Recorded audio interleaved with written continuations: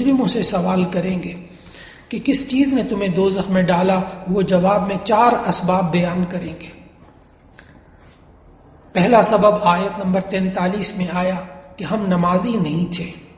دوسرا سبب آیت نمبر 44 میں آیا کہ ہم مسکینوں کو کھانا نہیں کھلاتے تھے۔